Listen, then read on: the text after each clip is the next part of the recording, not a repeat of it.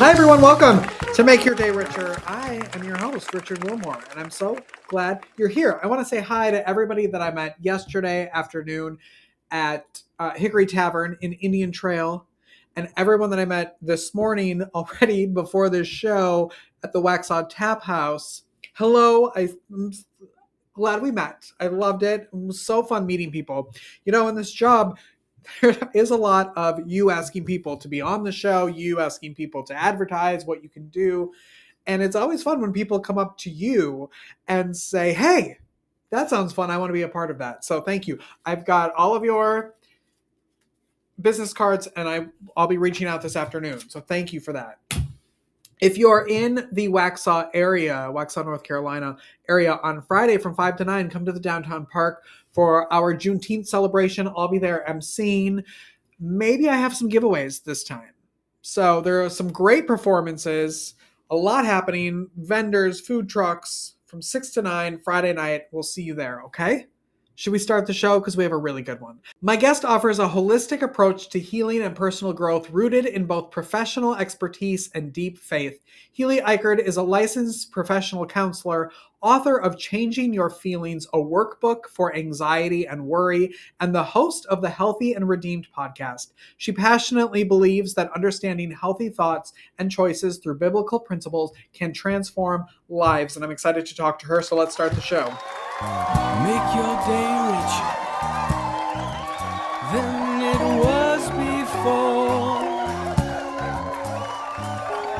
Got some good times knocking upon your front door.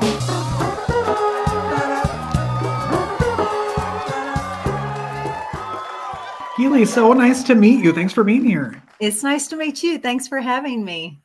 Well, thank you for coming on, and thank you for this workbook. It's called Changing Your Feelings. It's a workbook for anxiety and worry. I mean, life-changing. Oh, thanks. Such a great workbook. Tell everybody about the workbook. Well, I've been a licensed professional counselor for about 15 years. I've been in the mental health for about 17. And I have worked a lot with clients on anxiety and worry. It's very, very common for most people to experience that. I mean, everybody experiences it, but some have excessiveness of that. And so I just wanted to create a workbook to help people like actually work through it like they were going to counseling. So it's not counseling, obviously, but it's not just a book that you read either. You have to actually work it out because that's part of dealing with anxiety and worry. You have to do the work and to be able to manage it better.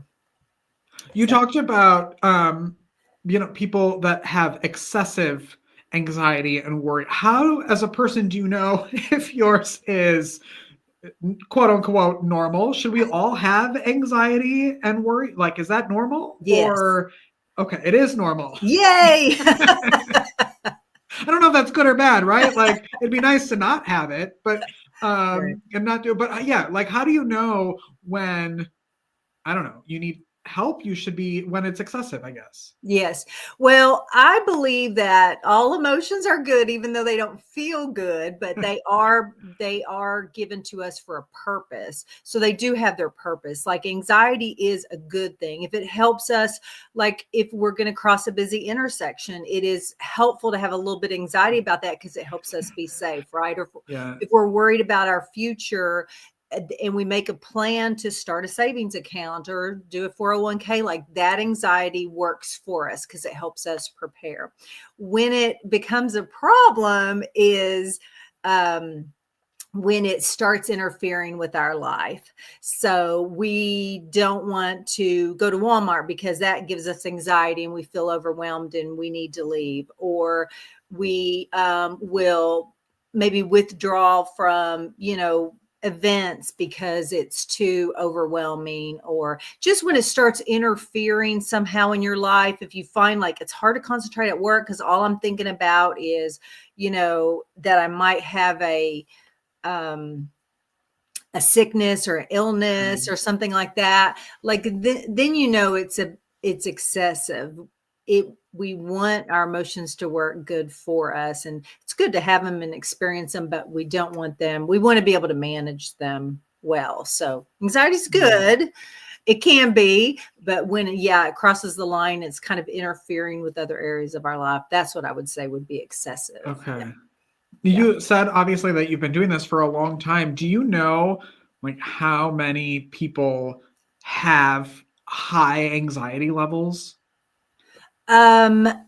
Well, I don't know 88% of percentages, humans. Yeah. but a lot. We all Yeah. 100% experience anxiety at some level. But I would say it increased drastically through COVID. That really, I think if anybody was kind of teetering on it, I think that really brought it out and made people very aware and worried about illnesses or dying or things like that. And so it was, sometimes when we have a traumatic event, it can trigger that and then make us more anxious because we haven't dealt with that traumatic incident. And COVID, I think, was traumatic for a lot of people. Like, we were scared, like, the news every day was kind of pushing that fear. Yeah. That's not helpful in doing life. You can't live like that. That's not healthy. And so I think it really did bring that out a lot for people, unfortunately. Yeah, I know for me, like I was the person before the pandemic that I was running around, I was involved in all of this stuff, and then suddenly I wasn't. And then for me during it, I started to really love being at home. Yes. And then now after, and still I'm the same. I feel like I'm a completely different person because there is some like, I don't know if it's anxiety or that I just really found peace in being home and calm. Like I don't love going out anymore. Like the extreme introvert side of me really has flourished since then. And so when I'm invited to things, it's a really big push to go and do them. And once I'm there, I'm having fun, but also I get very drained very quickly. And I can never tell if that's like an anxiety thing or just like me becoming comfortable in my own skin, in my own home, and in life. Yes, I think that's Help me. Okay, Richard. Well, I think that is like complete. I think it's good if you enjoy time by yourself, because to me that means that you like yourself, you like spending time with yourself, and that's a good thing. I think though we are created for relationships, so we do need to always have a balance, even if we don't really like it. Like I'm introverted, I prefer to be at home most of the time, but I know that it's good for me to go out, do things, volunteer, do all this stuff. Like that's good too. We have to hold it in a balance to be healthy, but I don't think there's anything wrong with liking to be at home, but we don't need to do it all the time because that would not be good. Well, and it's made so you out there, Richard, right? We do add value to the world in our own ways, and we need to be out there giving or loving or whatever that we need to do. So, but you could stay on occasion too. Thank you. I appreciate that. And it's made so easy now, everything's delivered to your home right now, like there was a time when you could only be on my show if you were here in the studio, and everything's so easily accessible from your bed or your couch now, that I think we're just so used to that. That brings me anxiety of like, we don't know how to really interact with people once you actually are looking them in the eye. Yeah, that's exactly right. And I think that has hurt us a lot.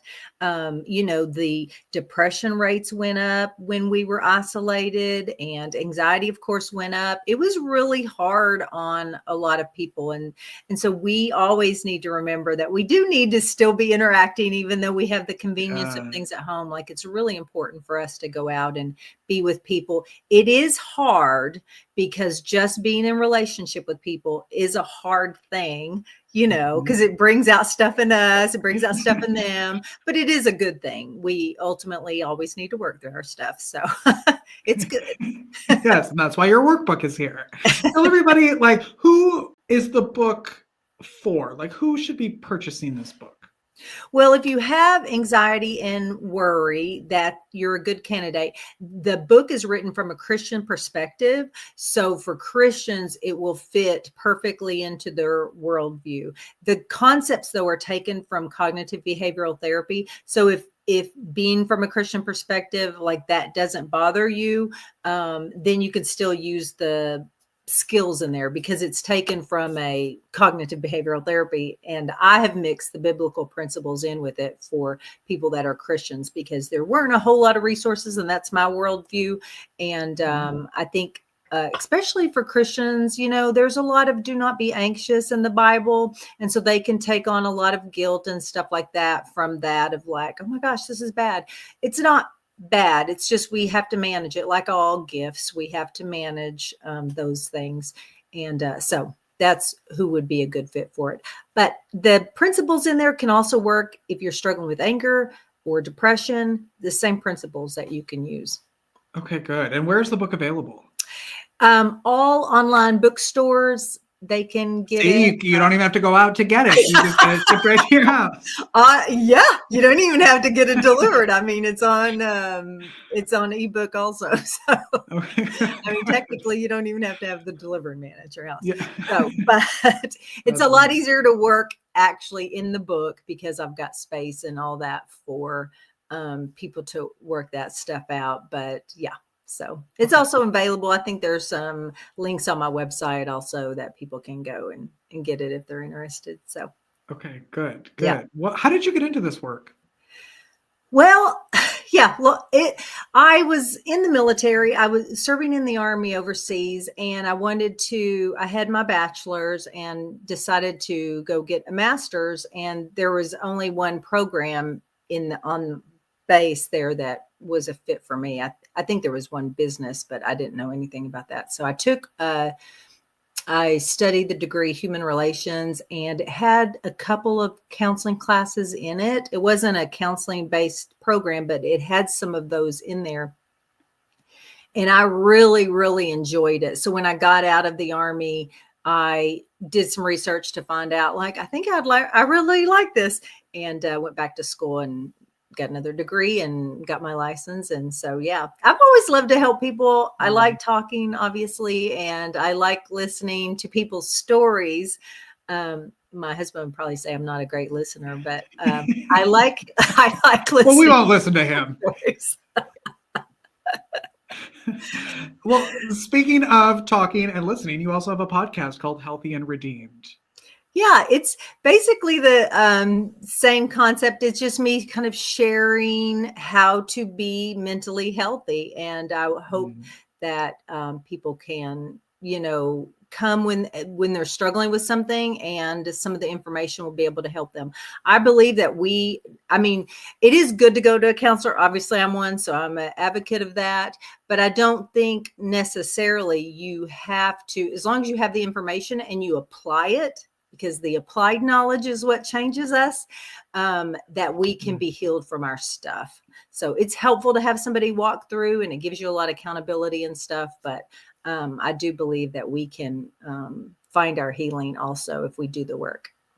Oh, yeah. So true. So true. Mm-hmm. When does the podcast come out? How often and like what day? It comes out on Tuesdays about 12 a.m. I'm not up. It just does that automatically. But it's a fairly new podcast. So patience and grace I ask for in that. I've just started in November, but have a lot of episodes up that I think are very helpful for people, especially if you're trying to, a lot of the very common things that people come into counseling now for, like they have words for things and they say, I need some coping skills. And that's one of the really popular series that I did is coping skills. And so it's really neat when people come in and kind of say the words, that it's like, oh yeah, you know some good mental health stuff. Jargon. Buzzwords. You're starting to understand it. That's fun. Yeah. Are you loving being in the podcast world? It is. I don't know. I haven't decided. No, I do love it. Honestly. It's a commitment. I tell people. It's a commitment. I think that's the part that scares me. It's like, am I doing this the rest of my life? I don't know. Yeah. But I have committed to it, and I do really like it. And honestly, my undergraduate degree was broadcast journalism. So it's Oh, bringing out a lot of that stuff that I really wanted to do when I was young, but didn't really have the opportunity. A lot was because of my Southern accent. It just wasn't a thing back then. Now I don't think anybody cares, but back in the when did I graduate? Early 90s. Yeah, that wasn't a thing. And my accent was a lot worse. So and now you can go out there and no one will care. Yes. yeah, that's right. Now it's going to be one of the reasons why people even listen to the podcast, Yeah, because they can like a relate. novelty. Yeah, Right. exactly. That's so fun. What do you Yeah. love most about your life right now? Well, my husband and I, today's our 16th wedding anniversary. Oh, happy I anniversary. got married late in life, which was fun and interesting. But we live on a small little farm. We have some goats and chickens, and I've got a lot of pregnant goats right now. So baby goats are on the way. So I love that. They are so adorable. If you've ever watched baby goat YouTube videos, they're super sweet. So they are so cute. But I honestly, I'm loving this age. I'm older, and it's just different. It's just a different way that you view the world. You don't care as much what other people think, and you just have a lot of wisdom of life experience. So it's kind of a neat age. I'm not to retirement yet, hopefully soon, but yeah. So it's just a neat age. I like embracing all the phases of life, but I like this one. I know. Well, I turned 40 last year and everyone's like, are you nervous? I was like, I mean, I could be dead. So no, I mean, I don't know. I think life's pretty good. I feel like I don't know, when you turn 18, people expect you to know what you want to do with the rest of your life. And I think that's insanity. So yes, it is. It's a lot of pressure. And I try to, when I counsel young kids, of like, just figure out the next 5 years. Don't try to figure out the rest of your life. I mean, I change all the time. So I'm exactly good. Yeah, that's good. Speaking of that, where are you located in case people do want to work with you? I am in Arkansas, and in the northwest corner of Arkansas. So if you're in Arkansas, I can see you through telehealth or in my office. But it depends. Sometimes I'm booked and I don't take new clients, but my website is normally up to date on that. So, and what's your website? What's the best way people can my counseling website is hopelifecounseling.com. But where I do a lot of my author work and my podcast is based is written by Healey.com. It's Healey. Oh yeah, it should be. And there I have lots of like mental health resources for people if they want anything from forgiveness to creating healthy thoughts. So if they're interested in specific resources, I try not to mix my like this with my counseling, although it is intermixed, but it could probably be a little overwhelming for my clients if I had all my stuff over there, they'd be like, whoa, that's a lot. Because there'll be people coming to you for one thing and the other thing. I think that's smart. Yeah. Great. It's a pleasure meeting you and having you on. I'm so thankful to have you here. Thank you so much for having me. I appreciate it. It's nice to meet you. This is one thing I love about podcast guesting or show guesting is that to just meet a lot of neat people doing lots of cool things. So that's why I love doing this. You also have other books. So check out Healey's websites, plural, and check out everything she's doing. You're amazing. Thank you for being here. Thank you. Yes. Thank you. We'll take a break and we'll be right back after this. Don't go away.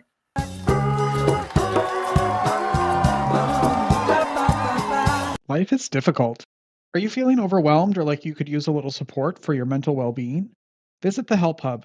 It's the most comprehensive and inclusive free online destination for mental health resources, helpful tools, crisis hotlines, and supportive content. Just go to thehelphub.co to find the resources you need when you need them most.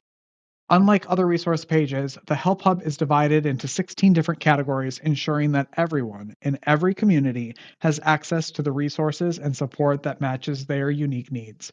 Find the help you're looking for at thehelphub.co.